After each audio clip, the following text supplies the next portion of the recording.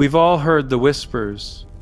It's the ultimate conspiracy theory, isn't it? The idea that somewhere in the Vatican archives or buried deep in a desert cave, there exists a real Bible, a collection of explosive, forbidden texts that powerful men in smoky rooms decided you weren't allowed to read. We are told that these books contain the true secrets of Jesus, the origins of humanity, and the dark reality of the cosmos. And we are told that the church deleted them.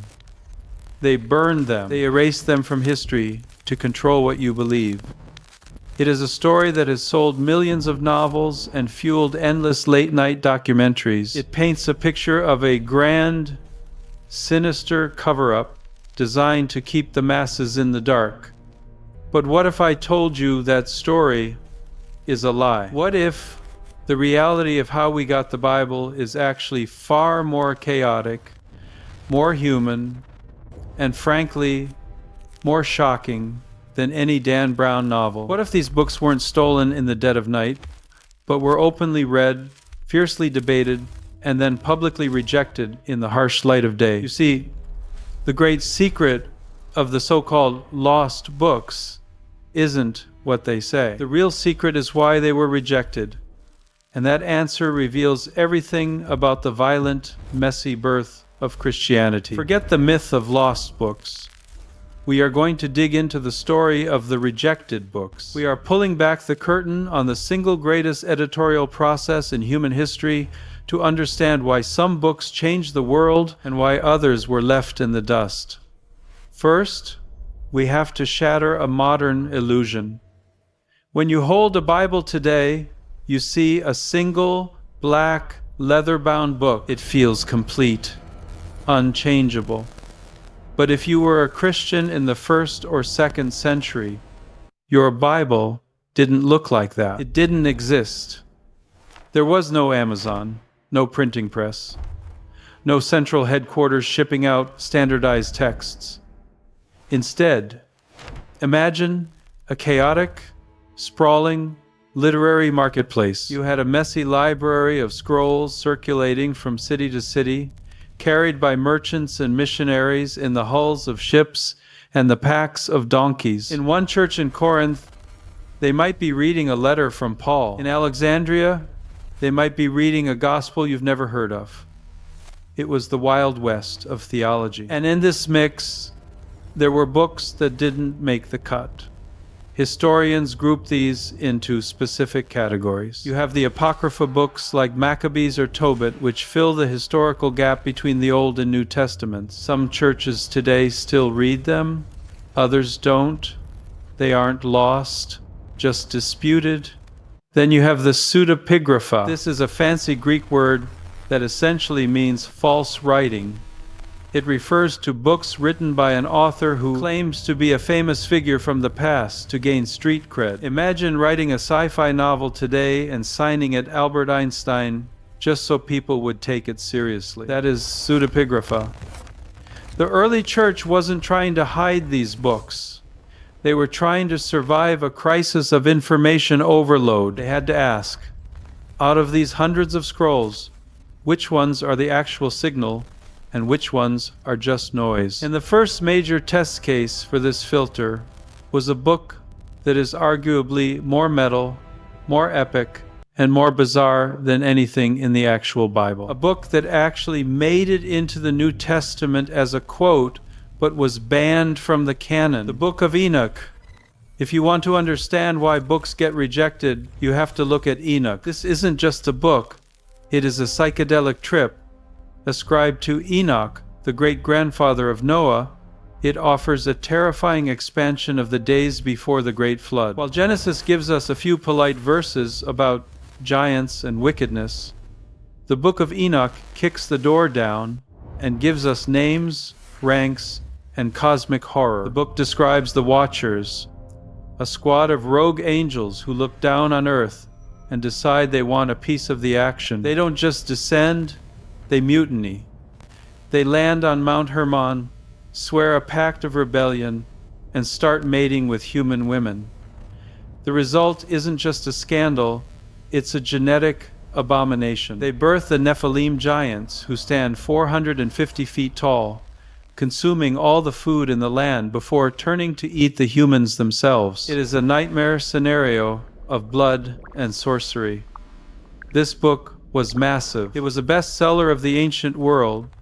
It was so influential that the Epistle of Jude, a tiny letter right before the end of your New Testament, actually quotes it. Jude writes, "Enoch, the seventh from Adam, prophesied about them." And then he drops a direct line from this lost book. This is the smoking gun for conspiracy theorists. If an apostle quoted it, why isn't it in the Bible? Did the church panic because the story of angel-human hybrids was too scary? No. The rejection of Enoch wasn't about fear. It was about authenticity. The early church scholars were ancient, but they weren't stupid. They knew that while the book claimed to be written by Enoch thousands of years ago, it was actually written much later, likely around 300 BC. It was fan fiction. High-quality, theologically interesting fan fiction, but fiction nonetheless. It wasn't written by a prophet. It was written by a later Jewish author trying to explain why the world was so messed up. Furthermore, its theology clashed with the rest of the library. Enoch blames the state of the world almost entirely on these fallen angels. Genesis, and later the apostles, placed the weight of sin on human choice, on Adam, on Eve, on us. The church fathers looked at Enoch and said, "This is interesting. It's useful for context, but it's not the voice of God." They didn't ban it because it was dangerous. They shelved it because it didn't pass the fact check. But if Enoch was rejected for being historical fiction, the next group of books was rejected for something far more serious. They were rejected because they tried to hijack the entire identity of Jesus. Flash forward to 1945. An Egyptian peasant is digging for fertilizer near a town called Nag Hammadi. He strikes a hard object. He pulls out a sealed clay jar, smashes it open, and finds 13 leather-bound codices floating in the dust. He has just discovered the Gnostic Gospels. This discovery was like finding an alternate dimension version of Christianity. You have titles like the Gospel of Judas, the Gospel of Mary, and the heavyweight champion, the Gospel of Thomas. When you read these, you aren't reading Matthew, Mark, Luke, or John. You are entering a completely different philosophical universe. These texts belong to a movement called Gnosticism. If mainstream Christianity was about faith, Gnosticism was about the Matrix. Gnostics believed that the physical world, your body, the trees, the stars, was a prison. They believed the God of the Old Testament, the Creator, was actually a low-level, ignorant deity, a demiurge, who trapped divine sparks of light inside meat suits called humans. In their view, Jesus didn't come to save the world. He came to help you escape it. Look at the Gospel of Thomas. It has no narrative, no manger scene, no miracles, no crucifixion, and definitely no resurrection. To a Gnostic, the resurrection of the body would be a horror movie. Why would you want to come back to the prison? Instead, Thomas is just a list of 114 cryptic riddles. Saying 114 ends with Jesus supposedly saying, "For every woman who will make herself male will enter the kingdom of heaven." This is why these books were rejected. It wasn't a conspiracy to hide the real human Jesus.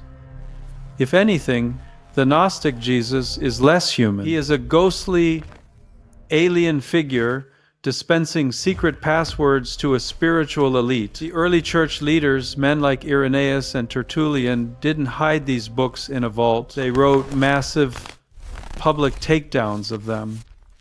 They argued that the Christian message was for everyone, not just a secret club of intellectuals. They argued that the physical world was good, created by a good father, not a mistake made by a blind idiot God. The Gnostic Gospels were rejected because they were fundamentally rewriting the DNA of the faith. So, If there was no secret conspiracy, how did we actually get the Bible? This brings us to the biggest myth of all, the Council of Nicaea. Pop culture, aided by Dan Brown, loves to tell us that in 325 AD, the Emperor Constantine got a bunch of bishops in a room and ordered them to vote on the Bible, effectively creating Christianity to consolidate his political power. It's a great dramatic scene.